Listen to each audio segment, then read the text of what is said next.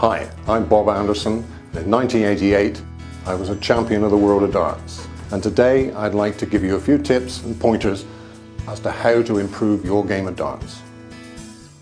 When practicing this fantastic game of darts, I always maintain that you should have a purpose to your practice. To just stand there and aimlessly throwing dart after dart after dart at the treble 20 is okay. It exercises your arm pretty well. Doesn't exercise much else. The game is between the ears, very, very important. I therefore recommend that when you practice, you should practice with a purpose in mind. The practice games I've developed over the years and utilized over the years all are orientated towards finishing, because that is quite simply the most important part of the game. You can't win a game unless you hit a finish. So the practice games I recommend all involve hitting a double. And there's quite a few of those I can talk to you about. One of which is called Bob's 27. Game I devised way back in the early 80s, in fact early 70s. And it involves throwing at every section of the dartboard from 1 to 20 and the bullseye. You start off with a score of 27, which actually gives you 5 clear visits to the oche before you're out. You aim at double 1 with your first 3 darts. And if you hit double 1, you add it on to the 27. So hit it once, you go to 29, hit it twice, 31, or 3, 33. Move on to 2s, exactly the same. And if you miss with all 3 darts, you deduct the value of the double. So on 1s, you would go from 27 to 25. Then you miss 2s, you go from 25 to 21. You move on to 3s.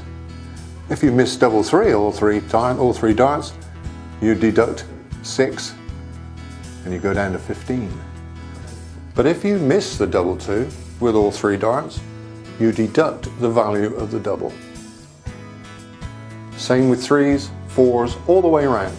And if you've missed everything and you miss 5s, you're out. You get to 0 and the game is over and you have to start again.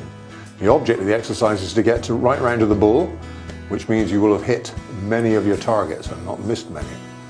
Tremendous practice game. It can be played by any number of players for a few shillings if you want to play, or half a pint of beer if you're that way inclined. One of the other great practice games is Half It, where you're given a series of targets on the dartboard, that be it a single number or a double, a particular treble, or a combination shot to produce a certain number. You have 3 darts to achieve each target. If you hit those targets, you add on your score.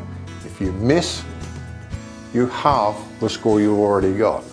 And it's not uncommon to end up with a pretty low score in that game. But it's a very, very good, precise practice game where you've got to hit what you're looking at or you're punished, which is exactly what happens in the 501 game. Now, if you're on the road, away from home, and you're missing your practice sessions, then we've got a piece of kit here which answers the question. It's a simple strap that goes around a hotel door. You can adjust the dartboard to the correct height. Comes with a carry case, very convenient and easy to use piece of kit as the Unicorn on Tour. Thoroughly recommended. Now, when you want to practice at home, you may not want to mount a dartboard on the wall. You might want to consider a very, very good piece of equipment, the Unicorn Dartmate, which is a freestanding structure with a darts cabinet, scoreboards, everything you need to play the game. It's built in such a way that the dart will be at exactly the right height, so you can measure down and get your right throw. It doesn't leave any holes in the wall. So I hope the routines I've been able to show you and the equipment I've been able to show you will help you in your darts practice. So that's how to practice darts.